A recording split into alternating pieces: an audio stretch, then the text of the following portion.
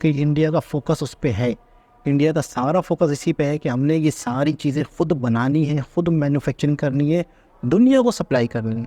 तो इस सोच को लेके इंडिया चल रहा है। और चाइना। अस्सलामुअलैकुम, नमस्ते, सत श्री अकाल। उम्मीद करता हूँ ठीक होंगे, खुश होंगे दोस्तों। जहाँ रहें खुश रहें, माँ बाप का ख्याल करें, क्योंकि माँ बाप है तो सभी कुछ है। दोस्तों आज की हमारी वीडियो है हिंदी में title biggest acquisition by made by an Indian company in Europe.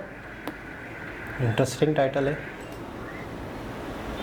अब ऐसा लगने लगा है कि भारतीय कंपनीज दुनिया की हर वो टेक्नोलॉजी खरीदने निकल पड़ी हैं जिसके लिए चीन को अभी तक एक कोर सप्लायर की तरह माना जाता था। और भारत अब चीन की इस गद्दी पे कब्जा जमाने का पूरा मन बना चुका है। मल्टीवॉल कार्बन नैनो ट्यूब्स का इस्तेमाल मोस्टली लिथियम आयन बैटरीज में किया जाता है और अभी तक ऐसी नैनो ट्यूब्स के बड़े सप्लायर्स चाइना और यूरोपियन देशों में बेस्ड हैं। आपको जान के हैरानी होगी कि कार्बन नैनो ट्यूब्स के ग्लोबल मार्केट की वैल्यू 7,000 मिलियन डॉलर्स के आसपास है और हर साल इसका मार्केट 15% की दर से बढ़ रहा है। चीन कार्बन नैनो ट्यूब्स का सबसे बड़ा सप्लायर है और भारत अपनी कुल डिमांड का 50% अकेले चीनी कंपनी से इंपोर्ट करता है। बाकी की 50% कार्बन नैनो ट्यूब्स भारतीय मैन्युफैक्चरर से सोर्स की जाती है। लेकिन अपनी सप्लाई चेन को मजबूत करने के लिए आदित्य बिरला ग्रुप ने बेल्जियम की सबसे बड़ी कार्बन नैनो ट्यूब मैन्युफैक्चरर का एक्विजिशन कर लिया है। बेल्जियम बेस्ड इस मैन्युफैक्चरर का नाम है नैनोसिल एसए और इस कंपनी की स्थापना 2002 में हुई थी।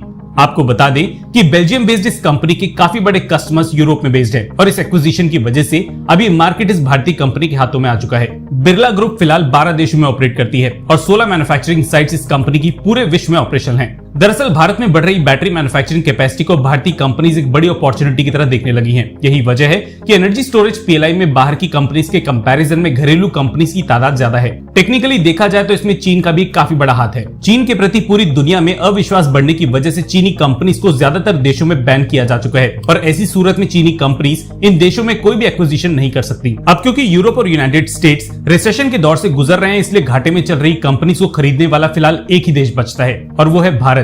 अगर आप ये सोचते हैं कि चीन अपने दम पे वर्ल्ड फैक्ट्री बना है तो आप गलत हैं। इंडस्ट्रीज में इस्तेमाल होने वाली ज्यादातर टेक्नोलॉजीज को चीनी कंपनीज ने दूसरे देशों से खरीदा है, चुराया है या फिर रिवर्स इंजीनियरिंग करके बनाया है। और सच तो यह है कि भारतीय कंपनीज भी इसी स्ट्रैटेजी को अपना के अब कोर सेक्टर्स में एंटर कर रही हैं, जो हमारे हिसाब से एकदम सही है। भारत के अलावा इंडोनेशिया और वियतनाम में भी मैन्युफैक्चरिंग सेक्टर ने जोर पकड़ा है और फिलहाल भारत का कंपटीशन इन देशों के साथ भी है। कार्बन नैनो ट्यूब जैसे रॉ मटेरियल के भारत में प्रोडक्शन की वजह से बाकी देशों के बैटरी मैन्युफैक्चरर्स के लिए भारत एक सप्लायर की तरह काम कर सकेगा और इंटरनेशनल मार्केट में भारत इन देशों के लिए बड़ा कॉम्पिटिटर साबित होगा। खैर, बेल्जियम में भारत का ये काफी बड़ा एक्विजिशन माना जा रहा है और आगे चल के बिरला ग्रुप इसकी वजह से भारत के एक्सपोर्ट को सपोर्ट कर सकती है। यहाँ पे हम आपसे एक सवाल पूछना चाहेंगे, क्या भारतीय कंपनीज को आगे बढ़ने के लिए रिवर्स इंजीनियरिंग करनी चाहिए? हाँ या ना में अपना जवाब दीजिएगा और अगर आपका जवाब नहीं है तो इसका रीजन भी हम आपसे सुनना चाहेंगे। बाकी अगर कंटेंट पसंद आया है तो वीडियो को लाइक करके चैनल को सब्सक्राइब किए बिना बिल्कुल भी मत जाइएगा। धन्यवाद।